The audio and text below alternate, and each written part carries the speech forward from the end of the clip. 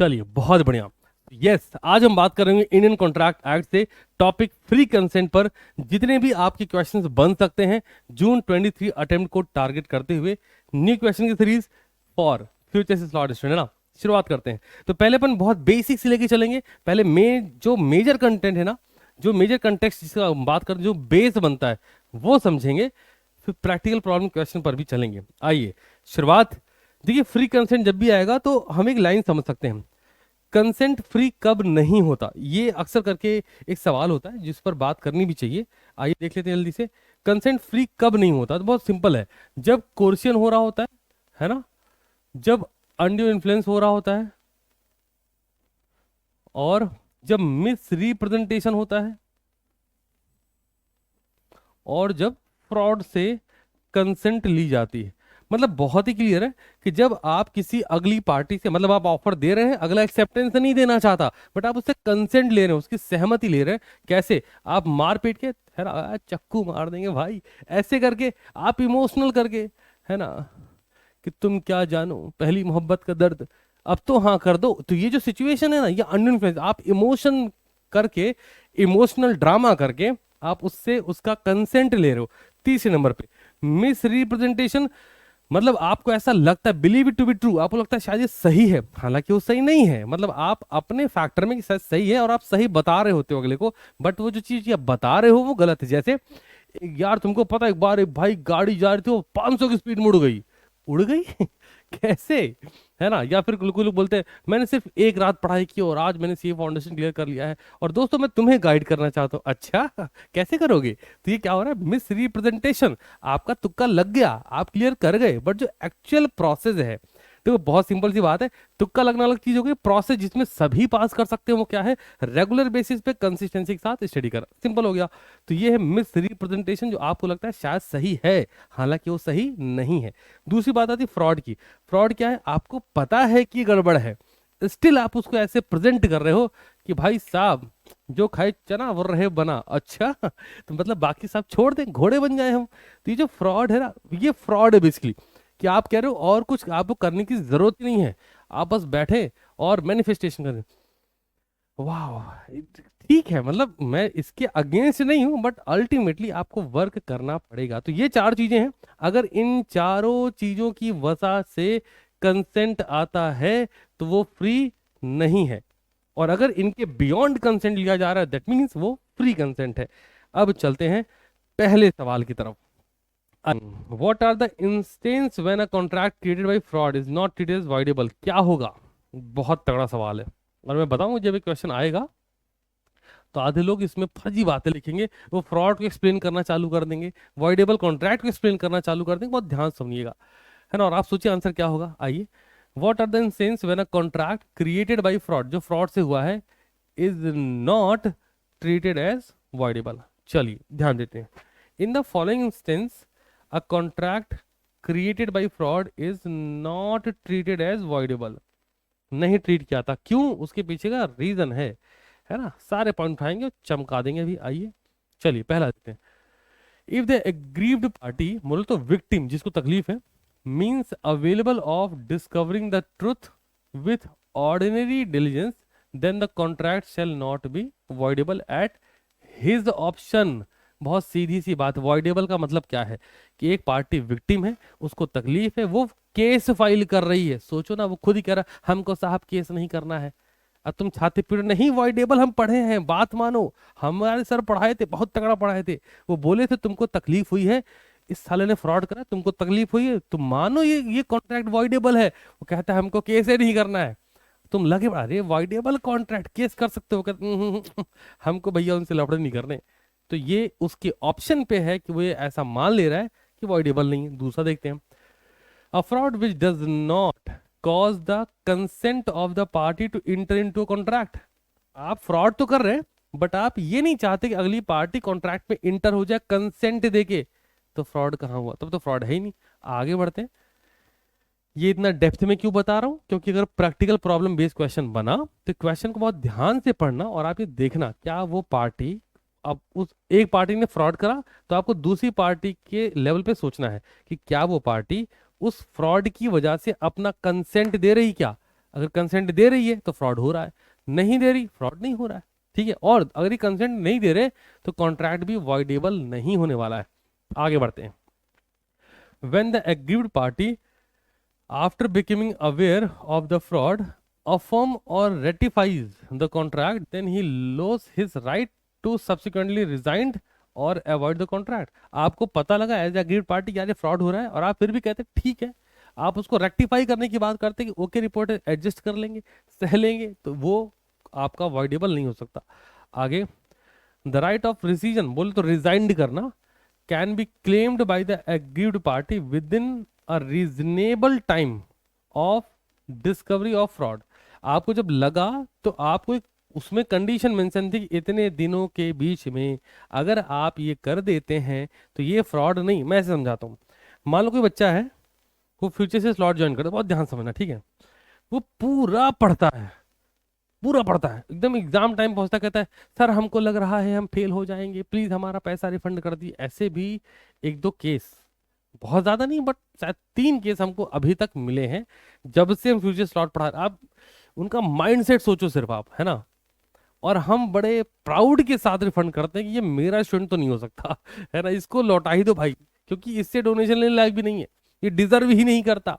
आप सोचो कि वो पूरा सेशन पढ़ते हैं। अगर आप कैलकुलेशन पे चले जाओ ना भाई, कई बार लोग मेरे को बताते हैं कि आप क्यों ऐसे कर रहे हैं, आपको चाहिए आप एक बड़ा अमाउंट रखें, टेस्ट सीरीज का पैसा अलग से ले, लाइव क्लासेस का पैसा अलग ले, रिकॉर्ड सस्ता कर दीजिए। लोग तो लेंगे, कहाँ जाएंगे, उनके पास ऐसा मार्केट में ऑप्शन नहीं है। तो हम उनको समझाते हैं सुनो बेचना मकसद नहीं है, क्योंकि अगर बेचना मकसद होता तो जितनी चीजें अवेलेबल कराई जाए इनकी प्राइसिंग बहुत ज्यादा हाई होती। क्योंकि मकसद तो कुछ और है ना कि नहीं भाई बेचेंगे नहीं, क्योंकि मुझे भी पता है ऐसा बहुत सारे बच्चे ऐसे हैं जिनके पेरेंट्स मना कर देते हैं, है ना, उनके 2-3 अटेम्प्ट लग जाते हैं, पेरेंट्स कहते हैं नहीं तुम रहने दो, बट उसको पता है कि 600 रुपये में हो जाएगा यार, सर करा देंगे, उसको बस एफर्ट मारना है। तो बहुत बच्चे ऐसे हैं जो पेरेंट्स तक को नहीं बताते हैं कि हमको ये स्लॉट ज्वाइन करना है, क्या करना है, खुद से मैनेज करते कर देते हैं। मेरे पास फ्यूचर स्लॉट में ऐसे ऐसे बच्चे आए हुए हैं। इस बार नहीं, अभी तो किसी बच्चे से ऐसा डिस्कशन नहीं हुआ, इसके पहले की बैच की बात कर रहा हूँ कि बच्चे ने कुछ दिन जोमेटो बॉय बन के डिलीवरी करके पैसा इकट्ठा किया था और उसने हमें दिया। मेरे को मतलब वो डोनेशन अमाउंट ना ऐसा लगा कि ये तो यार रीजन है काम करने का। एक लेडी थी, आई थिंक उनकी एज थी 43-44 के आसपास, मैंने किसी क्लास में डिस्कस भी किया था शायद इसको, है ना। 2 बच्चे और वो काम भी कर रही घर का और बाहर भी कहीं काम करती थी, फाइनेंशियली बहुत वेल ऑफ नहीं थी, और हस्बैंड बहुत सपोर्टिव नेचर में नहीं थे कि नहीं क्यों करना है, किस लिए करना है, पास नहीं हो पाओगे। उन्होंने स्लॉट जिनका मस्त बात किया है कि साथ में वो पास कर गई। तो मेरे लिए इससे ज्यादा प्राउड मोमेंट और क्या हो सकता है। तो ये एक रीजन बन जाता है कई बार कि नहीं यार काम तो करना है। तो आपको ना कई बार ऐसे चीजें दिखेंगी नहीं, क्योंकि जो सब दिख रहा है जरूरी नहीं कि सिर्फ उतना ही हो, डेप्थ बहुत ज्यादा हो सकती है। और जब डेप्थ बहुत तगड़ी होती है ना तो भाई वो कई बार टाइटैनिक जैसे जहाज को भी डुबा देती है। डेप्थ में रहो, दिखे कम चलेगा, है ना। आ जाओ next one, the right of rescission. मतलब ये बहुत ही सिंपल था कि आपके कॉन्ट्रैक्ट में अगर टाइम मेंशन है तो आपको एक रीजनेबल टाइम मिलेगा, उस टाइम तक अगर आपने वो चीज कर दी तो ओके है, नहीं किया तो नहीं। जैसे मैं एग्जांपल देता हूँ, आप ऑनलाइन शॉपिंग करते हैं, ऑनलाइन शॉपिंग वाले ने आपको मान लो एग्जांपल दे रहा हूँ, हो सकता है कम ज्यादा हो सकता है, मैं एग्जांपल दे रहा हूँ। ऑनलाइन शॉपिंग से आपने कोई प्रोडक्ट मंगाया, उसने बोला कि 10 दिन का टाइम अवेलेबल है, अगर आप रिफंड करना चाहते हैं इस प्रोडक्ट को तो आप रिफंड करके, या एक्सचेंज करना चाहते हैं एक्सचेंज कर लीजिए, 10 दिन का टाइम अवेलेबल है। अब आप उस 10 दिन तक कुछ प्रोसेस नहीं करते, 10 दिन बाद आप अचानक से जाते अरे अरे मुझे तो एक्सचेंज करना था, मुझे तो रिफंड करना था। अब आप ट्राई करते हैं बट कंपनी सिंपली मना कर देती। अब आप अगर ये बोले कि इन्होंने तो फ्रॉड कर दिया, कहाँ किया, वो तो आपको रीजनेबल टाइम दे रहे थे ना, आपने उसमें काम नहीं किया, तो ये भी अगेन ये फ्रॉड में नहीं आएगा और ये वॉइडेबल नहीं बनेगा। अब आप सोचे कि मैं कोर्ट पहुंच जाऊंगा, पहुंच जाओ, कुछ फर्क नहीं पड़ना उसका, ठीक है। Next one, the right of reason of contract is lost when third party acquire rights in the subject matter of the contract created by fraud in good faith. अगर आपने गुड फेथ में वैल्यू ले ली है तो वो fraud नहीं माना जाएगा। फिर आखिर में, when the contracting parties cannot be restored to the same position in which they were before the formation of the contract, then the contract created by fraud shall not be treated as voidable। जो contracting party अगर उसको सारा benefit receive हो चुके हैं, वो वापस से उस लेवल पे नहीं पहुंच सकती जिस लेवल पे उसने इनिशिएट किया था, शुरू किया था। अगेन ये वॉइडेबल नहीं माना जाएगा। तो ये बहुत सारे पॉइंट इन डेप्थ गए हैं। आई बिलीव आपको यहाँ कुछ ना कुछ कंटेक्स्ट मिला हो। क्वेश्चन रीड करिए, बहुत ही प्यारा question again. A is in dire need of 1 lakh rupees. अच्छा सुनो, लाइव चैट छोड़ो, इधर पढ़ो, आओ आ जाओ, इधर ध्यान दो। A is in dire need of 1 lakh rupees but was unable to get any loan from bank. Bank से पैसा नहीं मिल रहा, unable, as he had to security of to offer a approach his friend B who knowing the helpless position of A lend money at a very high rate of interest, बहुत तगड़े high rate of interest पे दिया था, saying that he had himself borrowed money from C। होए समझ रहे हो क्या? B ने A को पैसा दिया ये बोलकर कि ये पैसा इसने C से लिया है, समझिए क्या? C से लिया है 6% पे और B को एक मिनट रुको, सी से लिया है इसने 6% पर और इनको दिया है 13% पर। समझ रहे हो? तो सवाल है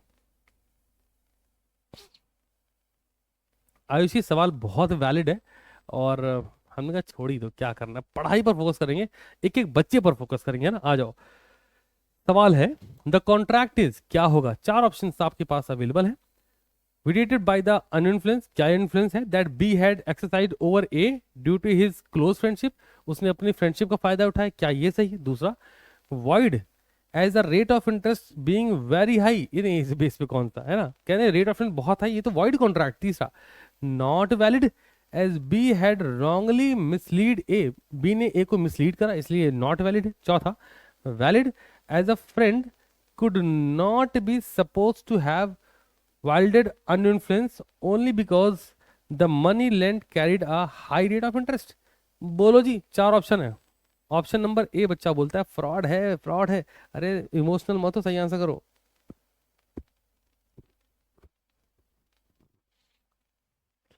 इमोशनल आंसर मत करना नालायक हो, प्रैक्टिकल आंसर करना तुम। ए ए ए ए ए कहते हैं कि उसने अंडर इन्फ्लुएंस कर लिया, तुम बहुत नालायक हो। अरे नालायक हो, तुम्हें अंडर इन्फ्लुएंस के लिए एक वर्ड ढूंढना चाहिए। जिस पार्टी की बात हो रही है, क्या वो डोमिनेंट पोजीशन में है क्या?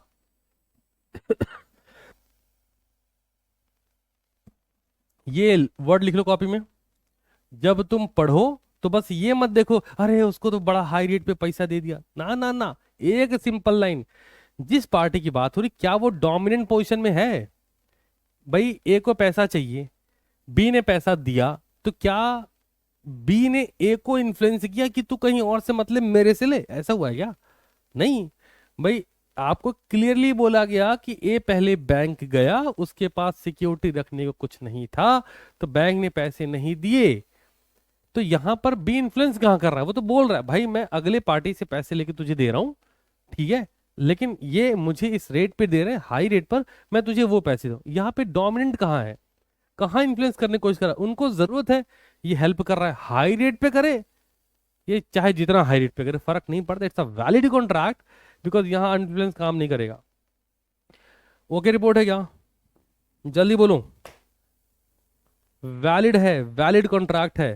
सोल्यूशन पे चलते हैं। डोमिनेंट पोजीशन दिमाग में रखना, तुक्के में मत लगाइए answer. The contract is valid, पहली लाइन। आगे बढ़ते हैं। No uninfluence since B was not in a dominant position. Yes, B dominant position में है ही नहीं ना यहाँ पर। भाई बी को जरूरत है, ए हेल्प कर रहा है, या फिर ए को जरूरत है, बी हेल्प कर रहा है, ऐसा है ना। कोई किसी को ये थोड़ी बोले तुम हम ही से लोन लो हम तुमको ज्यादा पे देंगे, ऐसा हो ही नहीं रहा। जैसे कई बार लोग बोलते हैं कि मम्मी हमारी गलती नहीं, सही बता रहे, उसका फोन आता था सीरियसली मम्मी हम सही बता रहे हो, मम्मी मानो यार आप समझती नहीं मम्मी यार, है ना, हम सच में गलत नहीं, मैसेज वो कर रहा, हम ही क्या करें? अच्छा ठीक है, आप जो बोलो, सिर्फ इतना फिगर आउट करना है कि क्या आप डोमिनेंट पोजीशन में हैं, क्या उसने ऐसा बोला कि नहीं तुमको बात करनी ही पड़ेगी? नहीं, तो भाई साहब ये वैलिड है, मतलब both the party involve under the contract, दोनों ही पार्टी कॉन्ट्रैक्ट में इन्वॉल्व है, लहर रैप्टे पे रैप्टा, है ना? समझ रहे हो? तो जो तुम ये करते हो ना गेम, कि हम सही बता रहे हैं, एकदम भोले बन जाएंगे, मम्मी सही बता रहे हैं, है ना? हम एकदम जानते ही नहीं, अननोन नंबर, हमने तो नंबर भी सेव नहीं किया है। अरे उसी का मैं हम बहुत भोले हैं। एक बेसिक सा क्वेश्चन है, क्या आप डोमिनेंट पोजीशन में है कि वो आपको डरा धमका ले जाए, इन्फ्लुएंस कर ले, ऐसा है? तो तुम बोलोगे नहीं। नहीं है तो वहीं रैप्टा मारना चालू कि बेटा तुम कॉन्ट्रैक्ट में इन्वॉल्व हो, तुम, ये तो वैलिड कॉन्ट्रैक्ट है, ढूंढ लेना है वहीं। समझ रहे हो? हाँ ऐसा, अरे तुम भविष्य में बहुत शानदार बच्चे बनोगे, हम पढ़ा रहे हैं तुमको, ऐसे थोड़ी। आ जाओ, अगला क्वेश्चन करते हैं। वाह, ये बहुत ही तगड़ा क्वेश्चन है। ठीक है, आ जाइए। हाँ जी। A student was induced by his teacher to sell his brand new car to the latter at less than the purchase price to secure more marks in the examination। वो भाई साहब कह रहे कि क्या हो रहा है, टीचर स्टूडेंट को बोल रहा है कि तो अपनी ब्रांड न्यू कार बेच दे। अब यहाँ पे मस्त बात ये है कि टीचर पे गाड़ी नहीं है, बच्चे पे गाड़ी है। अरे भाई साहब आगे बढ़ते, कहते तेरे को मार्क्स अच्छे मिल जाएंगे। Accordingly the car was sold, car बिक गई भाई। However, the father of the student, अब पहुंचा मामला तगड़ा है ना, persuade him to sue his teacher। कहते केस कर, इस पर देखेंगे stay on what ground can the student sue the teacher, किस लेवल पे टीचर पे केस किया जाता है। हाँ जी बताएं, किस लेवल पर?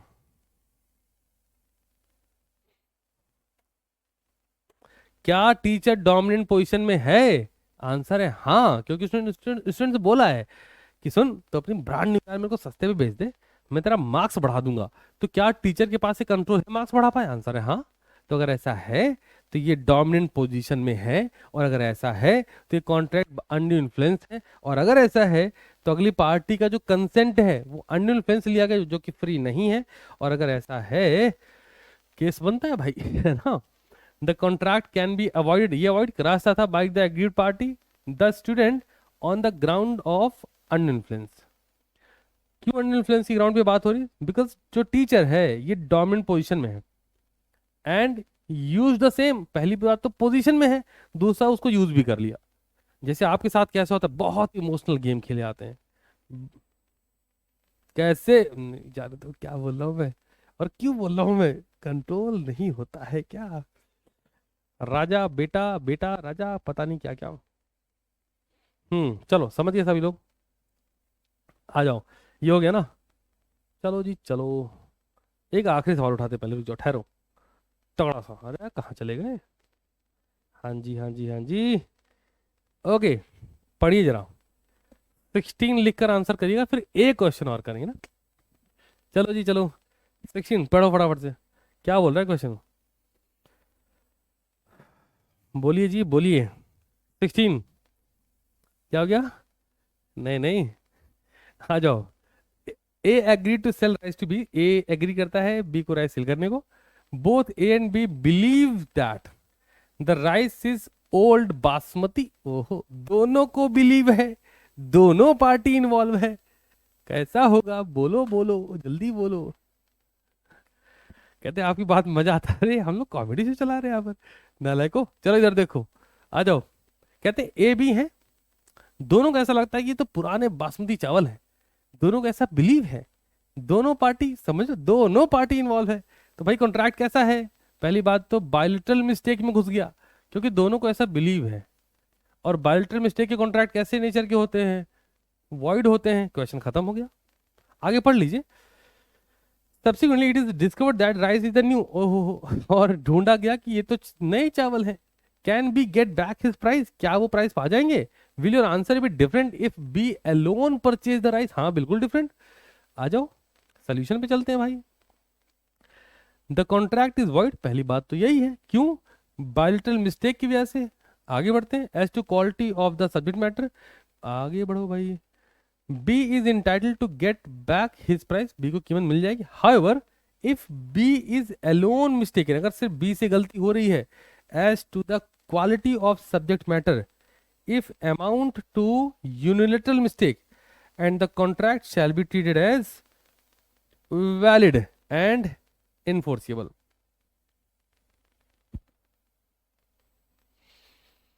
तुम लोग को लग रहा है मैं स्टैंड अप कॉमेडी कर रहा, कैसी बात करते हो यार तुम लोग, मैं दिल से पढ़ा रहा हूँ, मजा आ रहा है ना? हाँ जी।